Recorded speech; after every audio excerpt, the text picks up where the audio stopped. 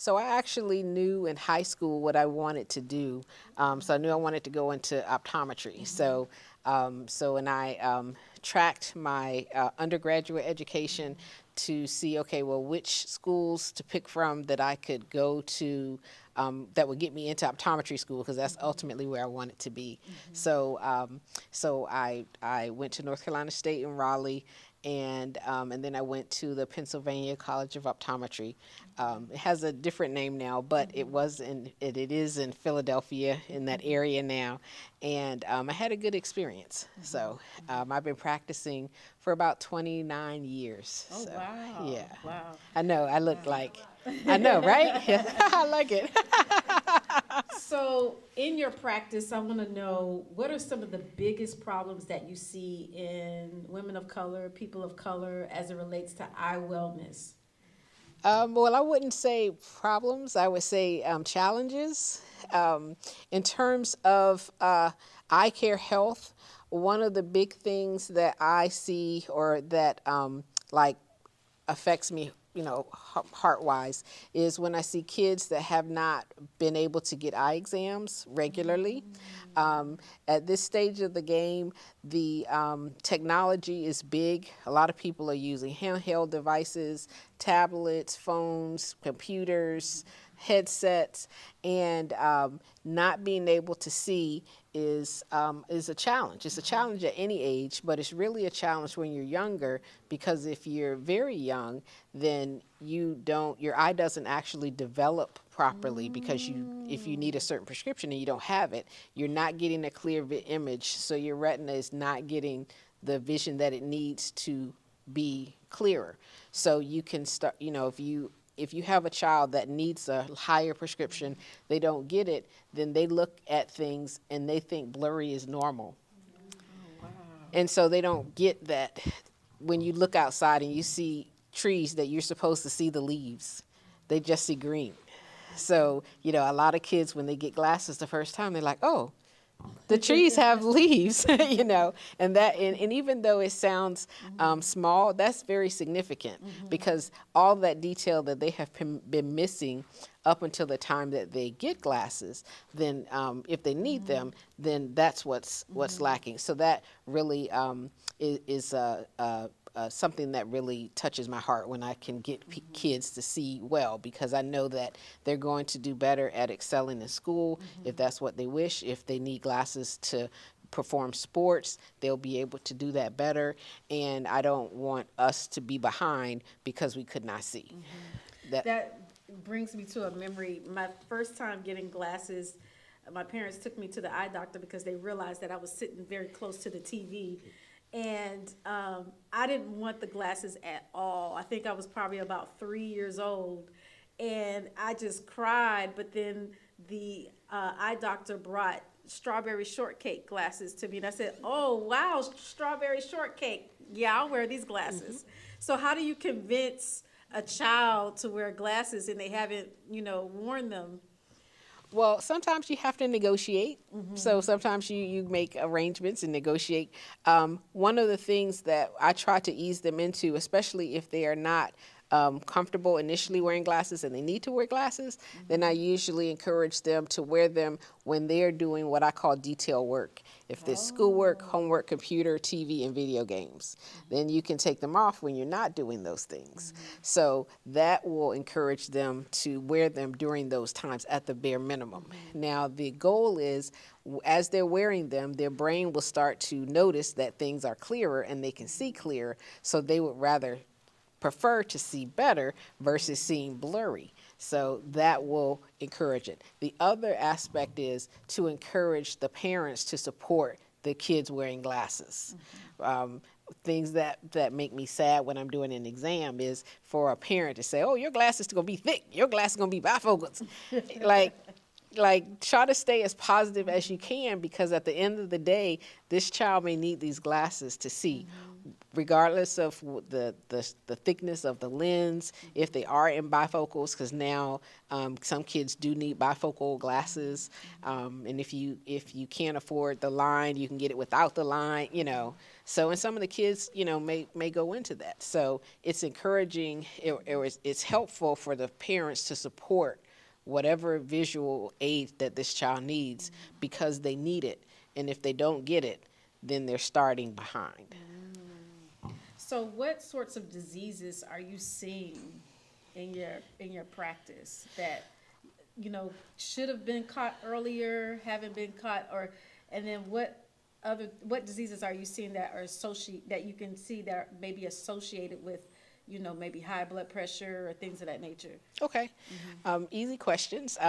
Now, the trend in terms of eye care is that they're calling being nearsighted a disease as opposed to just being nearsighted or just a visual aspect. So you'll start to see more, and it could be more marketing, but at the same time, because we're seeing so many people that are using devices, that the brain and the eye is being reshaped to interpret information. So the terminology is now changing over. So myopia, which is nearsightedness, that is sometimes considered a disease that can hit at any age. So that's what we're seeing.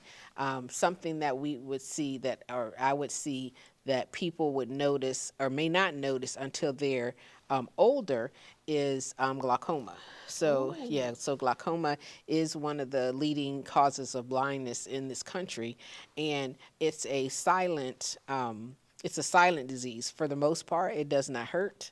And if you don't get regular eye exams where professionals can look at your eye, can check your pressures, can look at the structures and give you information, sometimes you don't, you could lose vision and then we can't get it back. We can only try to slow down where you are.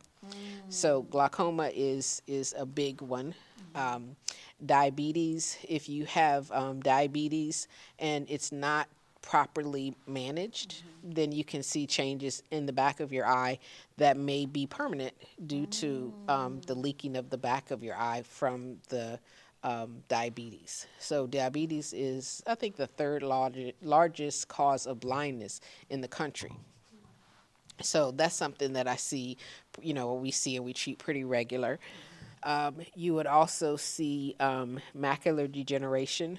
You may see, basically, there's two types, dry and wet. Wet means that the blood vessels are leaking. Dry means that the areas you're losing the integrity of the retina. And we're now seeing possible treatments. I don't do those treatments, but I send you out for those treatments. But usually we're seeing treatments for more wet, but now we're seeing it for dry as well. But those are things that you would see in people that are older, 65 and older. Not necessarily 65 because we have seen them younger, but that's, those are the things that we're looking at as well. Blood pressure, if your blood pressure is not under control, then yes, I can see changes in the back of your eye due to blood pressure. The eye is one of the unique organs in the body because we can actually see how your blood vessels look without, directly. We don't have to interpret them with like a blood pressure cuff or something like that. So when your blood pressure is not controlled and you're having leaking vessels, we can actually see that. So, yeah. So, okay, for our people, what is the top disease condition that you see? Well, it would depend on the ages. If you're younger, then I'm seeing myopia and being nearsighted and needing glasses. And I didn't mention cataracts, so that's also. But cataracts is a normal aging change. It happens to everyone. That is something that is triggered by just being outside and exposed to UV rays. So if you live long enough, everyone gets cataracts, and that's something that can be fixed. I see a hand wave. Yes. So, but that is something that, in the scheme of things, that is something that can be treated with surgery for the most part. When we look at changes due to macular degeneration, due to glaucoma, those are situations where we can't replace what's gone. So the biggest thing is to make sure to get regular eye exams. How often should we get eye exams? Well, I usually recommend every year, but but insurances and different things may affect that. So I say at the very least every 1 to 2 years, and that would give you a baseline. Yeah, no judgment. We're gonna reset the clock when you come in, so it's no problem. But I usually recommend that you have your eyes checked at least every 1 to 2 years. So, and if it's been more than that, it's no judgment. At least there shouldn't be when you come into an exam room, because we're resetting the clock. So the key is to get in, to get an eye exam. If you have a neighbor or a child or a grandparent, or a grandchild that hasn't had their eyes checked in a while, or that they're holding things really close, or they're not able to read and be on the same page with the kids their age, I would encourage you to have them seen, because you just never know. So. Wow, wow. Are there any questions in the audience? Okay.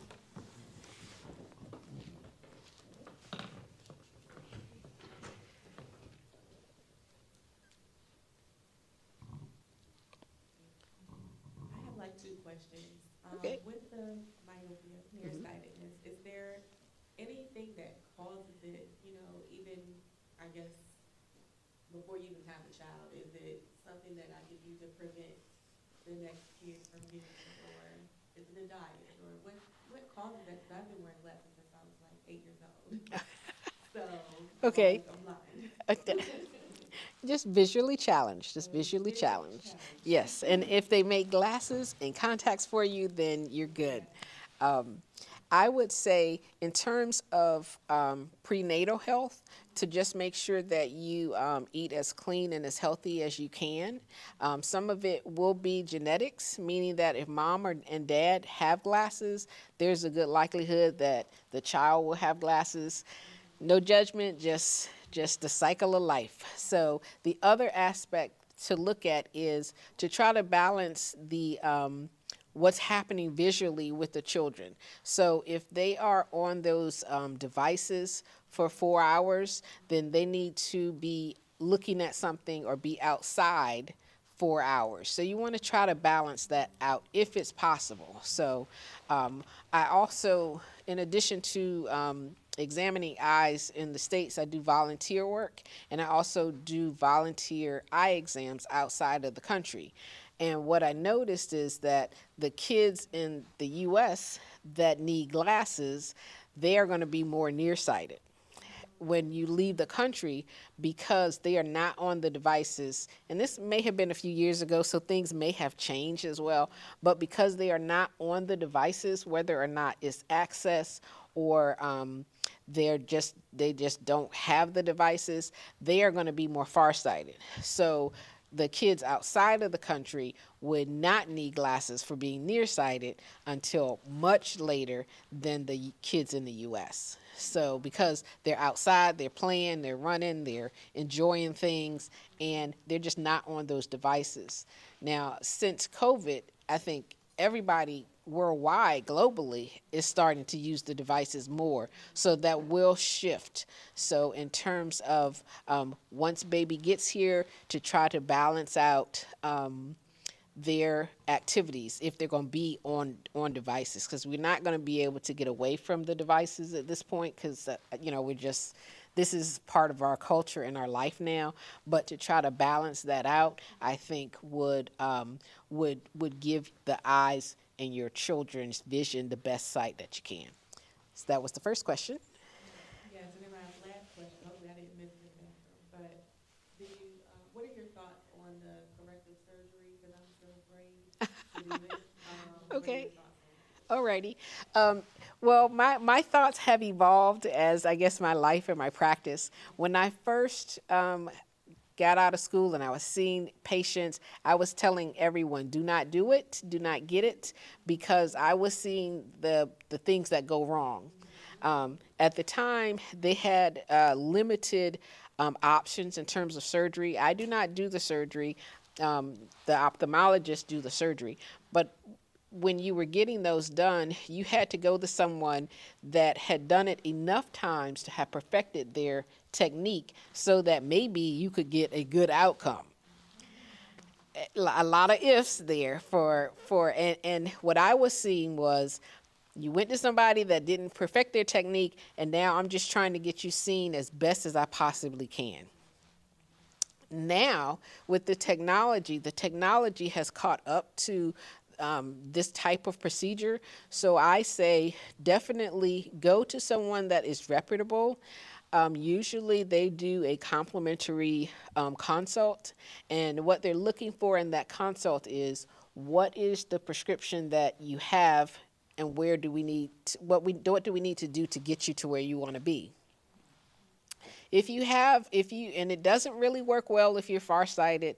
It doesn't really work well if you are in bifocals, so we can, let that experience go. Um, but if you are nearsighted, and it depends on if you are nearsighted, but when you're home and you're not wearing your glasses and you like to function and you can function adequately without glasses in your space, then the laser surgery is probably not for you. And that's only because you are comfortable taking your glasses off to see things like from your arm's length in. When they do surgery, they correct you for far away, so that ability for you to take your glasses off and see up close goes away. And most people are very upset about that. So some of the nearsighted people, I'm telling, don't do it, because you are not going to like the results. Because right now you feel like, oh, I can take my glasses off and I'm good. That goes away once they do the surgery. So usually also when between like 35 and 45, the flexibility in the focusing system goes away and it starts to change. And that's why we notice that we are in bifocals for most of, any of us in between 35 and 45 or older. So that ability is going to change. So you may end up with glasses anyway. So some people, they want to have this surgery and then not have to wear glasses forever and ever and ever. That is not going to happen. I am so sorry. It's not going to happen. But if you would like to enjoy a few years of not having glasses, then, the surgery is for you. So. And I believe Tiger Woods had 7 of those surgeries. Yes, Yeah, yes, yeah. and that speaks volumes. 7 surgeries, because he probably had the surgery. There was some changes, and then he had to what it's called go back in to retouch, and because of the way that he needs to have to see in terms of golfing, then he wants that perfected. So he was going back, and it's also based on how thick your cornea is. Most of the time you have it because you're nearsighted, and it takes away the thickness of the cornea, the front part of your eye. But you can only take away but so much before the integrity starts to not be safe. So they'll stop doing surgery. So if you don't have enough that they can take away and your eye still be healthy, then they'll say you're not a good candidate for the surgery. So what do you think about the eye health vitamins? Oh, those are great. Those are actually great. I do support those. There are several basic nutrients that people look for when they're looking for eye vitamins, so to speak. The big ones are things that help with the macular degeneration. You hear a lot about that. You also hear a lot about dry eyes, and then you also hear about nutrients that you can do to promote just good eye health. So usually under 50, you're probably fine. You don't need to really, if you'd like to do extra nutrients and vitamins, you can. And then if you have problems with dry eye, the omega 3s, the omega 6s, those are things that we recommend. And if you're not able to get those naturally in your diet, that will supplement and help. If you are someone, say, macular degeneration runs in your family, so that means that on some level, your the cells in your retina or the lining on the inside of your eyes aren't processing things as efficiently as you age. So giving your eye more nutrients will help it run as efficiently as it can. So yes, I'm supportive of that. I don't have any ownership, or I'm not speaking on behalf of anyone in particular, but yeah. Any questions?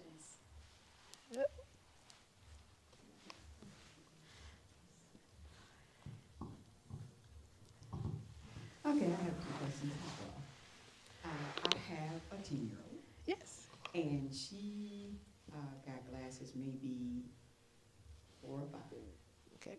So what I've noticed is the older she gets, she doesn't want to wear glasses. She's got like maybe 6 or 7 pairs, and I'm like always finding them like, get your glasses, put them on, you need them. And she'll always be like, oh, it's so great. What is it? I heard, I made an inference for something you said earlier. You said something about putting the glasses on as early as you can.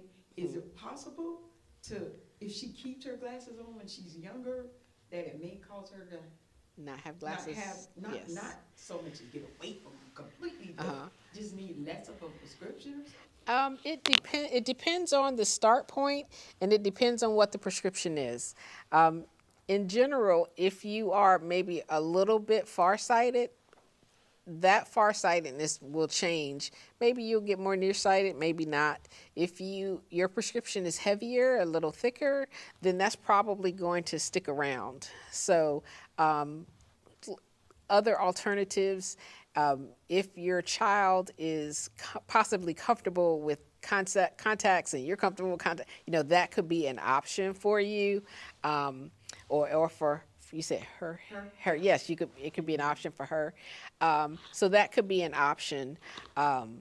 Making sure that she gets something as something that she likes, like she picked it out. Not that we can't pick out really nice frames, but usually if they are a part of the experience, that they will feel somewhat a little more committed to it. So having them help pick out the glasses, that will help as well. So, but I would say, to consider maybe contacts if you feel that they're mature enough. I am seeing younger and younger averages for the ages for the kids that are wearing contact lenses. When I first finished, contact lenses was average 15 and older. That was the average age of when they would start wearing them. Now we've seen them as young as 8 or 9 that go into contacts. So, and they're even developed. One of the contact lens companies, has developed something to help with seeing up close in the devices to try to slow down nearsightedness. So, yeah. So that's something that is on the horizon. So, yeah. Okay, thank you so much for that. Thank and you. my second question is, Yes. see what happened was, I was born with an astigmatism, Yes. and I'm nearsighted. Uh-huh. So, same thing with my daughter, I wear glasses, so what? Probably about 18, 19, it was like, you're gonna have to wear glasses, okay? So I started wearing the glasses. When I got about to 40, the doctor was like, we might consider bifocals, and I've walked on it for 10 years. I walked Yes. on it. So Yes. finally, about 50, I was like, okay, do the bifocals. And Yes. then I started this thing, how you, the bifocal is at the bottom. Yes. So you're looking up like Yes. this, so you can see. Yes. So I was like, look, I don't want to wear these glasses anymore. We did the contacts. I'm like, I can't see.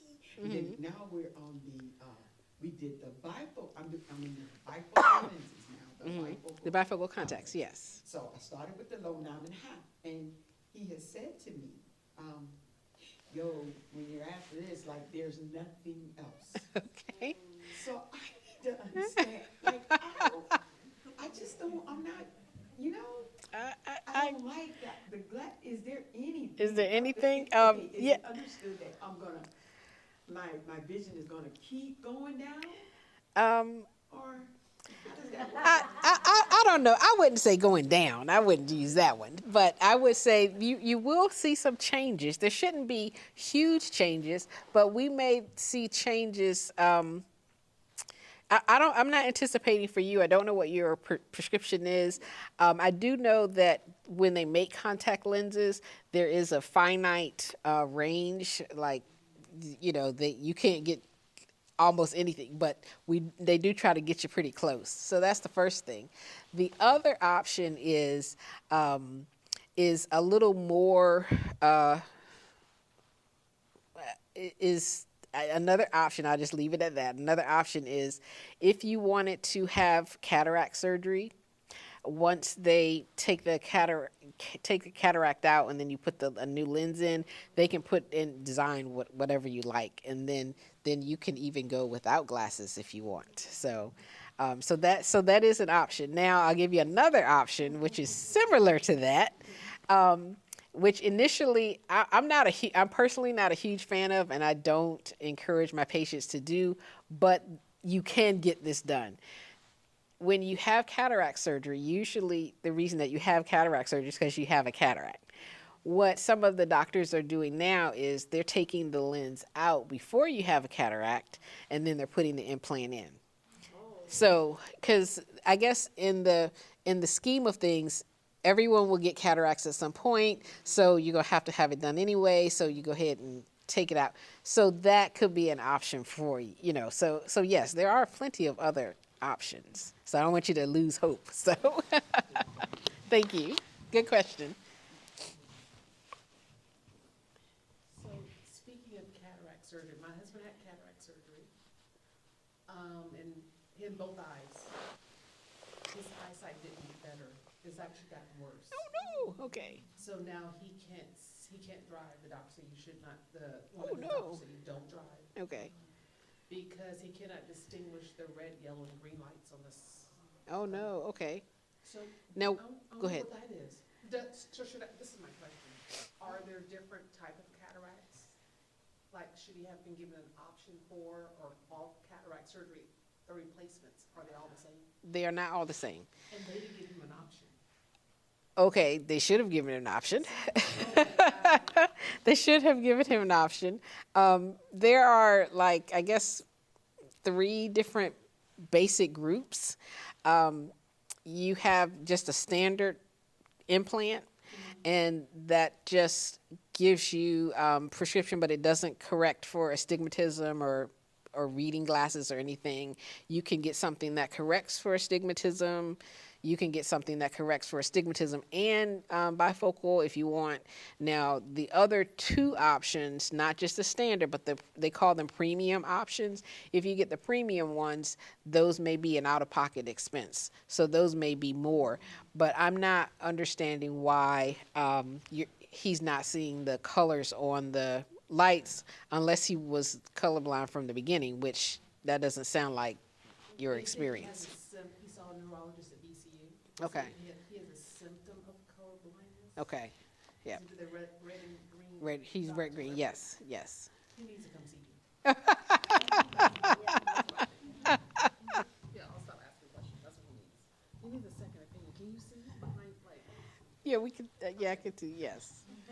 I have a few questions. On the kids who are 8 or 9, are they the ones placing it, or are the parents helping them with that? For the kids that are wearing the contact lenses, they're putting them in and out. Yes, I'm not. According to the state law, the kids have to be able to put them in and take them out before they leave the office. So the kids need to be able to put them in and take them out so that we can. So that they can, because what will happen is if the parents do it and then something happens at school, then they have to go to the nurse's office, and you don't know whether or not the nurse can do that or not. So the kids have to be able, they don't have to be perfect at it. So we've had patients that, I think the longest person I trained was 4 hours, but about an hour. Yeah, so, but yeah, we're gonna go with, a healthy half an hour, for the people that aren't as dexterous, like the guys, the little teenage guys, their fingers aren't really, they just don't move the way that the girls do. So they're going to take a little longer in general than the girls, because we've been doing eye makeup and all this. So we know how to make small little movements to get the contact lens in. The younger kids, the gentlemen, they just are a little more rough. So, yeah. And then as someone who started wearing glasses in elementary school, I would be curious if her classmates are being kind about the glasses as to why she's not wearing them. And then I have a friend who the dad is actually discouraging it. Yeah. So that just makes it really challenging. Right. And then like it seems like if you do the cataract surgery before you're actually diagnosed, it's more cosmetic. Mm-hmm. So is insurance covering that? Insurance is not, to my knowledge, covering that. So if you do not have a cataract, and not only do you have to have a cataract, you have to have a cataract and it affect your lifestyle, or you have to be so far away from the 20/20 line. So you have to be so blurry that insurance will cover it. So. And then my last question, which is a question I asked my eye doctor before I started. How do you feel about eyelashes?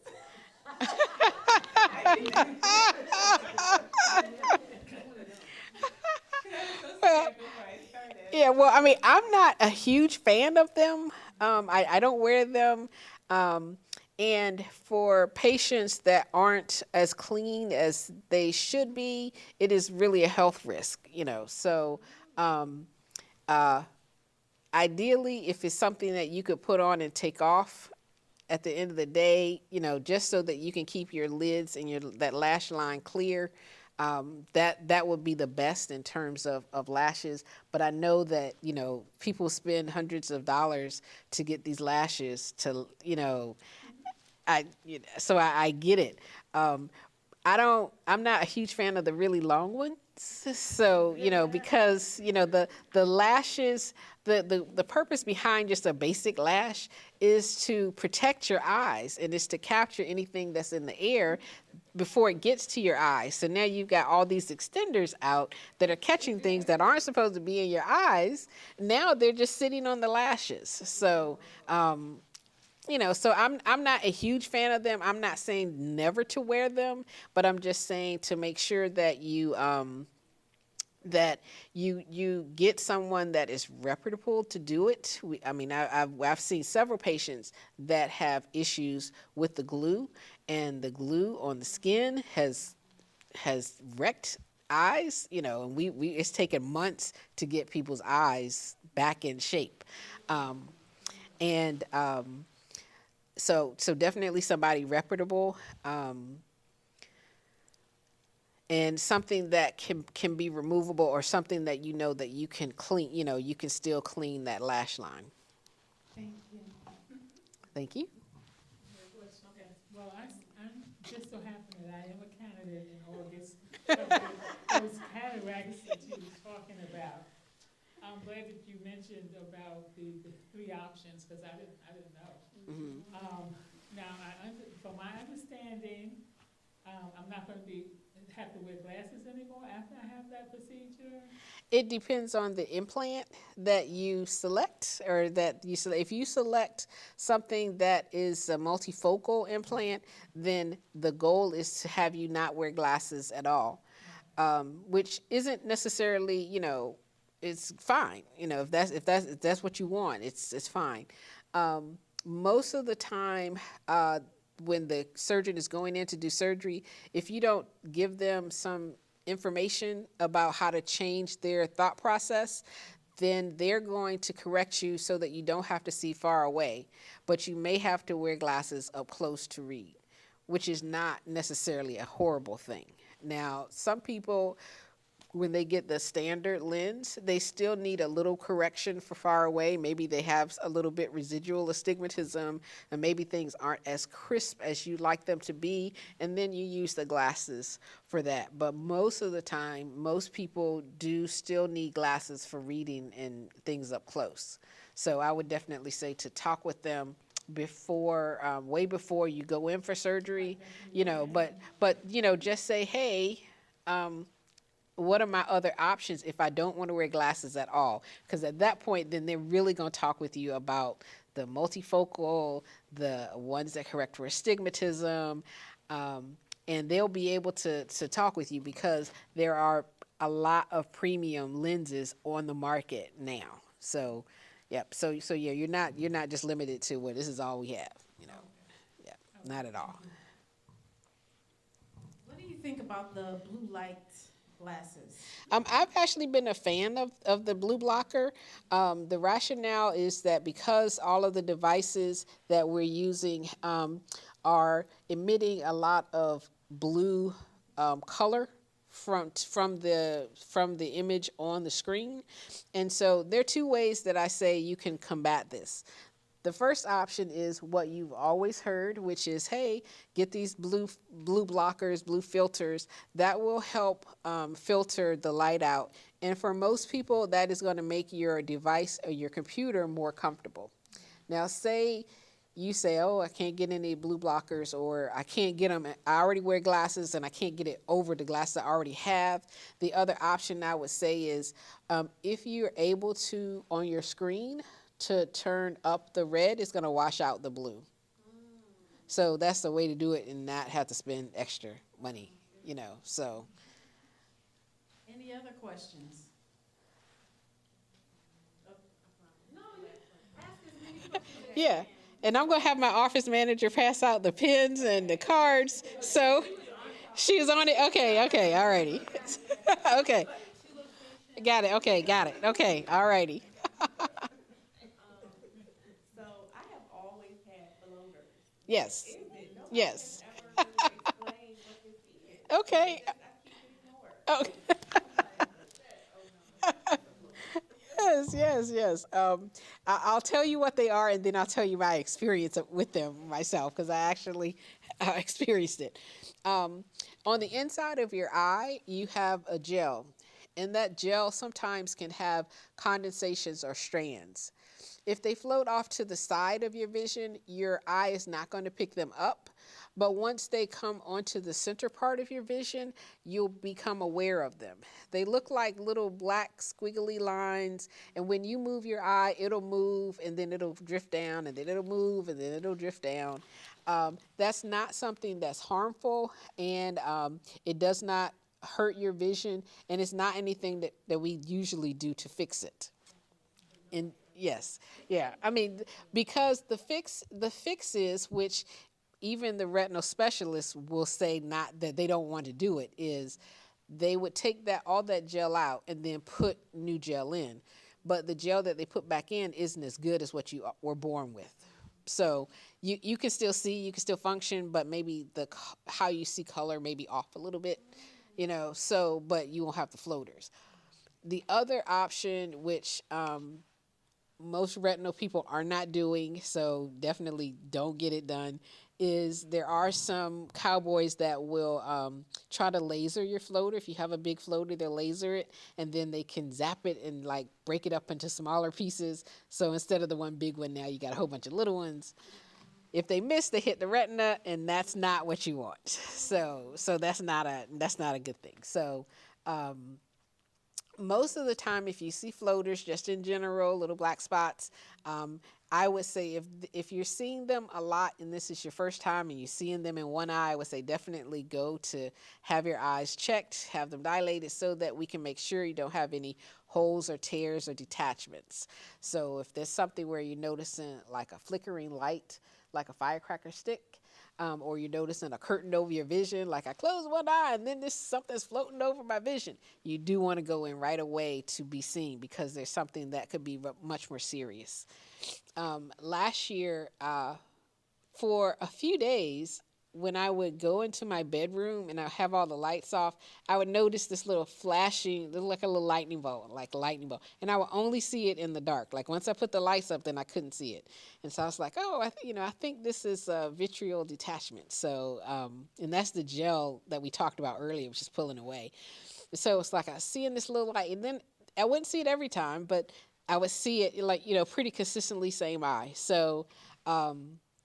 I was driving home from work And then I noticed like all of these floaters, like all of a sudden it just looked like somebody just threw black confetti up and over my right eye. And I was just seeing, I was like, oh, I got to go in. Like I got to go in right now. So, I did take myself in to be seen. And what also can cause the floaters is the gel on the inside of your eyes. It's attached in the back and around the sides. And sometimes it comes away from the back. And that's if you're really nearsighted. Sometimes if you are older, but it doesn't respect that. So you could have this really at any age, mostly adults, but at any age. And that is a type of detachment that is annoying, but it's not sight threatening. So you can have it, you can live with it, and then after you know what it is, then your brain starts to erase it, so it doesn't notice it as much. So if you're like looking at a solid background, you may notice the floaters, but if you're looking at just regular every day, then you wouldn't notice it. So does that hopefully answer your question? Yeah. See, excellent. Any questions? Any other questions? Well, Hey, one more question. Okay. What if I'm always experiencing dry eyes? If you're always experiencing dry eyes, I would recommend just a general after getting your eyes checked, but but also I would recommend if you have not been drinking enough water to make sure that you're getting your enough water, because water is one of the bases of the tears. The other thing is to increase your collagen or your omega-3s, whether or not you use the drops to do that or you use nutrients. And also screen time, take breaks from your screen. That's right, breaks on the computer. Yeah, see? Yep. If it lasts a bit too long, they might not close all